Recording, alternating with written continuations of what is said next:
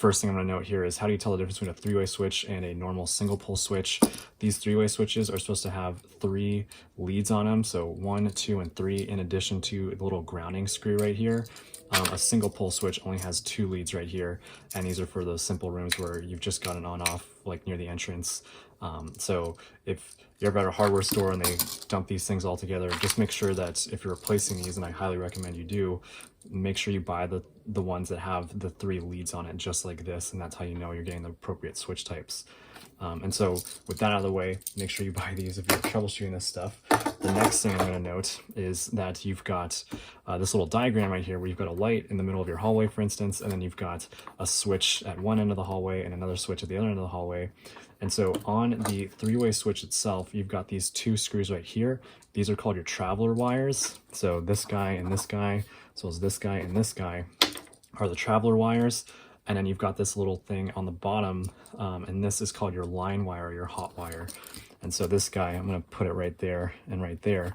And so to make sure you wire these things up correctly, and this is where people make mistakes, is that they mix up the travelers with the line wires. And if you do that, you'll get problems where it's like one switch doesn't really do anything, or you need one switch to be on before the other light can come on, and you have to walk across the other side of the hall. So that's the reason why you need to be able to identify appropriately what wires are the lines and the travelers on each one of your outlets. And so that's where this thing becomes really important. So if we're at a hallway right now and we're doing this in theory, the tools you're going to need are going to be a volt checker. And so this one I bought for 10 bucks at a hardware store, comes with a little AAA battery.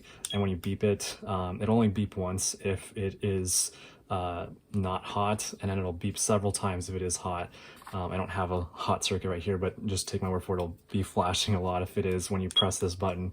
And then in addition to that, we're going to need a multimeter for testing the continuity. But we'll get to that point in a little bit. So basically, if you are troubleshooting a three-way switch setup, the very first step you're going to do is turn off the power. And once you've turned off the power, you're going to remove the face plates. Those will be those little box things on this that screw into these 2 holes right here. So remove that. And then you also remove the 2 screws to bring them out of the actual jockey boxes, or whatever boxes are called.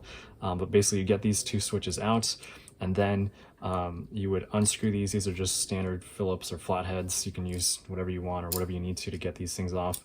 But basically you're going to take both switches at either end of the hall out, and then you're going to remove all 3 wires, including the ground strap, from these. If you're wondering what your ground wire is, it's going to be bare copper usually, or it might be green coated rubber. So that's how you'll tell which one of those is your ground, and then you can just put your ground to the side, because for troubleshooting this stuff, we don't need to care about it right now.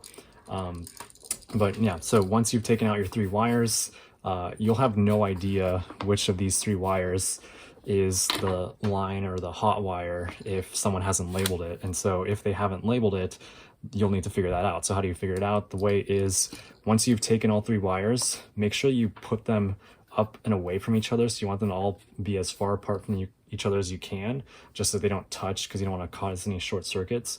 And so once you've done that, step 2 would be to separate the wires from each switch. Step 3 is to turn the power back on. And so when you turn the power back on, if we were at either end of our hallway right now, what we would do is we would take our multimeter, and then we'd basically touch each one of these wires that are separated from each other on either end of our hallway. And so what you'll find is that when your power is on and you've got all 3 switches on both switches, all 3 wires on both switches removed from each other, one of these wires will be hot. And so when you see that, like if I did it right here and this thing would be flashing like crazy, that's how you're going to identify what your line wire is right here, your hot wire. And so with your hot wire, this is really important. I highly recommend you take some electrical tape and just tape it off, write a little band on it, just so that you know exactly that that is your hot wire. And then you'll know that the other 2 wires there have to be the traveler wires for that particular circuit.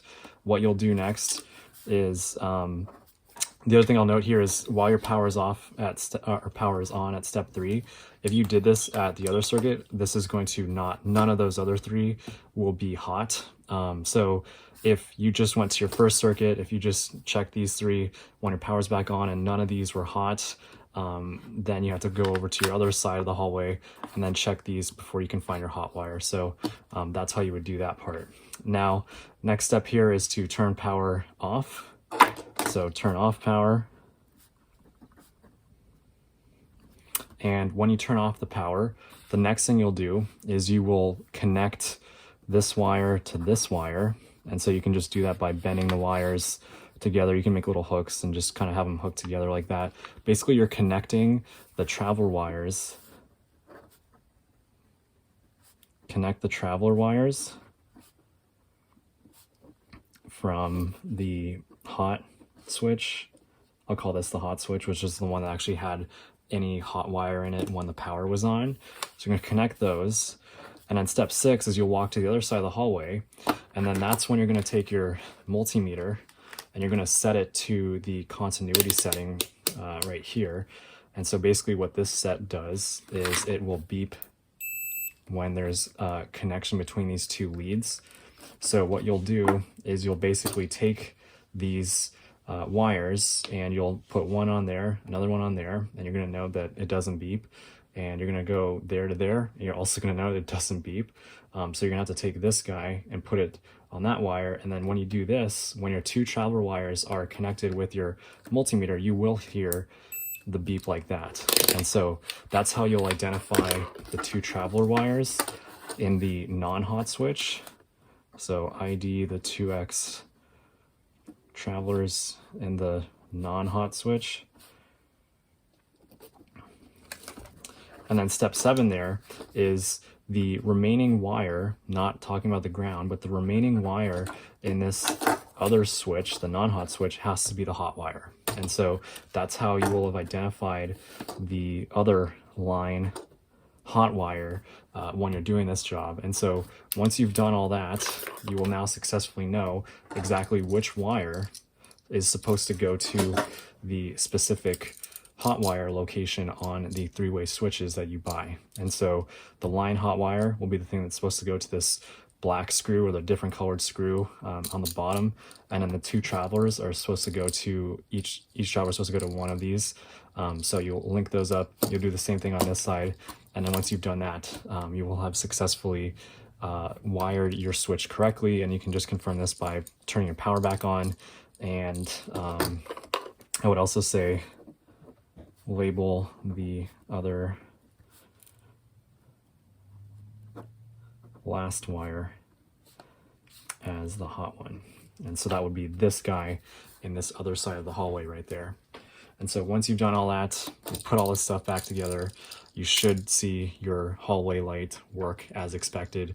You'll be able to flip on one switch, walk to the other side of the hallway, flip off the switch, and then do the same thing where you come here and flip this one on, and then you're able to flip it off from that circuit, and it should work as expected. So that is the theory. I hope this is helpful. Thank you all for watching. Let me know if you have any questions. Talk to you guys next time.